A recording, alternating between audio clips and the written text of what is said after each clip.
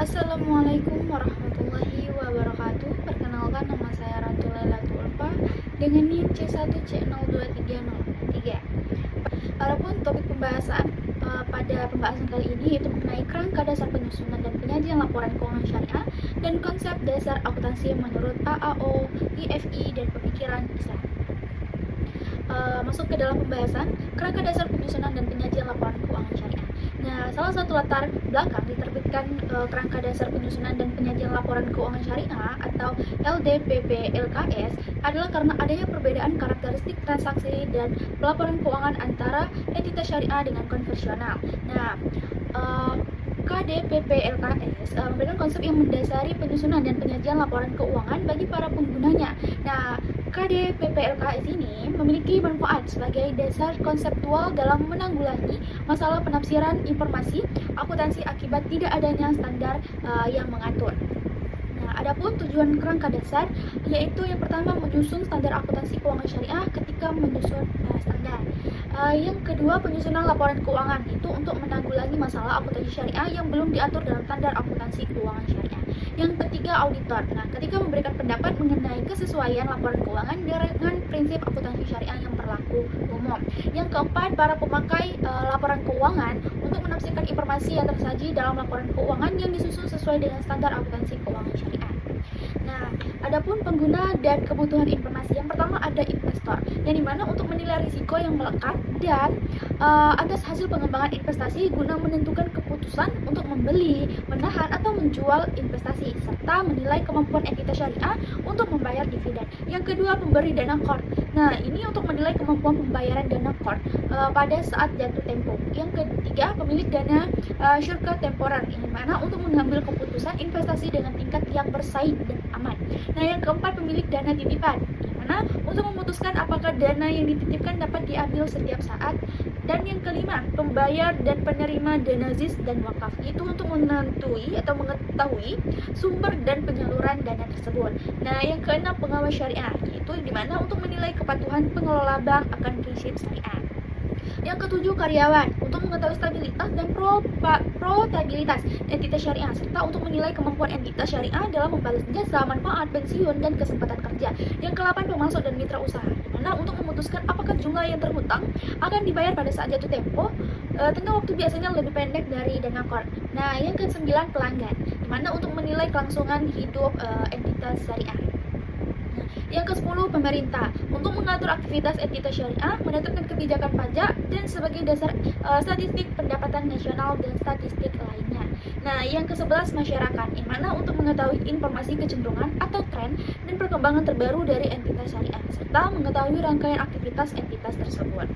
Nah, adapun asas transaksi syariah, yang pertama itu asas persaudaraan atau ukhuwah, di mana transaksi syariah menjunjung tinggi nilai kebersamaan dan memperoleh manfaat, sehingga seseorang tidak boleh mendapatkan keuntungan di atas kerugian orang lain. Yang ketiga, keadilan atau adalah, yaitu menempatkan sesuatu hanya pada yang berhak dan sesuai dengan posisinya.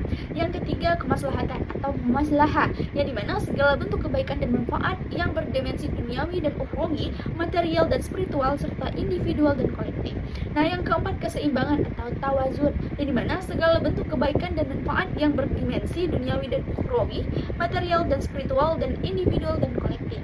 Nah, yang kelima, universalisme atau sumuliyah, di mana esensinya dapat dilakukan oleh, dengan, dan untuk semua pihak yang berkepentingan tanpa membedakan suku, agama, ras, dan golongan sesuai dengan semangat kerahmatan semesta. Nah, adapun karakteristik transaksi syariah, implementasi transaksi yang sesuai dengan paradigma dan asas transaksi haruslah memenuhi karakteristik dan persyaratan, yang dimana diantara yang pertama, hanya dilakukan berdasarkan prinsip saling paham dan saling ridho. Yang kedua, prinsip kebebasan bertransaksi, yakni sepanjang objek halal dan baik atau thayyib. Yang ketiga, uang hanya berfungsi sebagai alat tukar menukar dan satuan pengukur nilai, bukan sebagai komoditas. Nah, yang keempat, tidak mengandung unsur riba, kezoliman, masyir, gohar, dan haram. Nah, yang kelima, tidak mengandung prinsip nilai waktu dari uang atau time value of money, yang dimana karena keuntungan yang didapat dalam kegiatan usaha terkait dengan risiko yang melekat pada kegiatan usaha tersebut sesuai dengan prinsip al-gunmu bil gumri atau the gain without a confining risk. Nah, yang keenam, dilakukan berdasarkan suatu perjanjian yang jelas dan benar serta untuk keuntungan semua pihak tanpa merugikan pihak lain, sehingga tidak diperkenankan menggunakan standar berkaitan atau ta'alluq yang dimana dalam suatu angka. Nah, yang ketujuh, tidak ada distori harga melalui rekayasa permintaan atau negotiation maupun melalui rekayasa penawaran atau ikhtiar. Dan yang kedelapan, tidak mengandung unsur kolusi dengan suap menyuap atau rishwah. Laporan keuangan syariah. Nah, secara umum, proses akuntansi syariah ini tidak memiliki perbedaan dengan alur atau proses akuntansi konvensional, yaitu dimulai dari adanya transaksi yang dilakukan, dibuat jurnal, kemudian dibukukan ke dalam buku besar, diterbitkan ke neraca saldo, jurnal penyesuaian hingga disusun ke laporan keuangan. Nah, dalam akuntansi konvensional, jurnal penyesuaian, jurnal penutup, dan jurnal koreksi dilandasi oleh pemikiran-pemikiran ekonomi kapitalis. Sedangkan dalam akuntansi syariah dilandasi sistem ekonomi Islam. Ya, perlu kesamaan persepsi tentang akun-akun dan akuntansi syariah dan laporan keuangan syariah.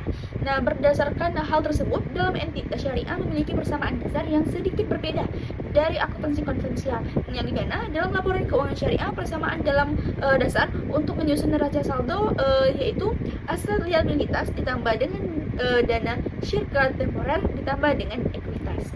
Nah, adapun karakteristik kualitatif laporan keuangan. Karakteristik kualitatif merupakan ciri khas yang membuat informasi dalam laporan keuangan berguna bagi pengguna. Nah, terdapat 4 karakteristik kualitatif pokok, yaitu yang pertama, dapat dipahami, di mana informasi kompleks mengenai informasi keuangan tidak boleh dikeluarkan hanya karena mempertimbangkan atau pertimbangan bahwa informasi tersebut akan sulit dipahami pengguna.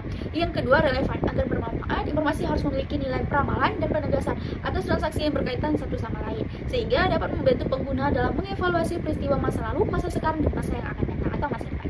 Yang ketiga, keadilan, bebas dari pengertian yang menyesatkan, kesalahan material, dan dapat dipercaya oleh penggunanya sebagai penyajian yang jujur dari yang seharusnya disajikan atau secara wajar diharapkan dapat disajikan. Nah, yang keempat, dapat dibandingkan. Laporan keuangan juga harus dapat dibandingkan agar pemakai dapat mengidentifikasi tren posisi dan kinerja keuangan. Yang kelima, penyajian wajar. Nah, adapun konsep dasar akuntansi menurut AOIFI dan pemikiran Islam. Nah, konsep dasar akuntansi menurut AOIFI dan pemikiran Islam ini mencakup tujuan akuntansi keuangan, pemakaian laporan keuangan, paradigma transaksi syariah, dan karakteristik transaksi syariah. Nah, AOIFI mengeluarkan pernyataan nomor 1 dan nomor 2 untuk membantu lembaga keuangan syariah dalam menyusun laporan keuangan yang konsisten dan sesuai dengan nilai-nilai syariah. Nah, pemikiran Islam mengedepankan keadilan, keridhaan Allah, dan pemudahan kebutuhan pribadi yang dibatasi oleh syariat. Akuntansi syariah. Nah, akuntansi syariah ini berfokus pada pencatatan dan pelaporan yang sesuai dengan prinsip akad syariah. Nah, memastikan sistem produksi dan distribusi hak atas entitas bisnis berjalan sesuai dengan doktrin nilai Islam. Nah, adapun dari pembahasan tadi, saya mengambil kesimpulan kerangka dasar penyusunan dan penyajian laporan keuangan syariah ini merupakan pedoman penting dalam menghasilkan laporan keuangan yang sesuai dengan prinsip Islam. Nah, kerangka ini tidak hanya mengatur aspek teknik akuntansi, tetapi juga menekankan nilai-nilai seperti kejujuran, keadilan, dan tanggung jawab. Nah, dengan adanya kerangka dasar ini, laporan keuangan syariah dapat memberikan informasi yang jelas, transparan, dan dapat dipercaya oleh para pengguna. Nah, selain itu, konsep dasar akuntansi menurut AOIFI atau Accounting and Auditing Organization for Islamic Financial Institution menegaskan bahwa laporan keuangan harus mencerminkan kepatuhan terhadap syariah. Nah, AOIFI menekankan pentingnya akuntabilitas tidak hanya kepada manusia tetapi juga kepada Allah, sehingga setiap transaksi harus bebas dari riba, gharar, dan maksiat. Nah, dalam perspektif pemikiran Islam, akuntansi tidak hanya berfungsi sebagai alat pencatat keuangan, tetapi juga sebagai bentuk pertanggungjawaban moral dan spiritual. Nah, akuntansi dipandang sebagai sarana untuk menjaga amanah dan mewujudkan keadilan dalam aktivitas ekonomi. Nah, sekian pembahasan saya kali ini. Saya akhiri. Wassalamualaikum warahmatullahi wabarakatuh.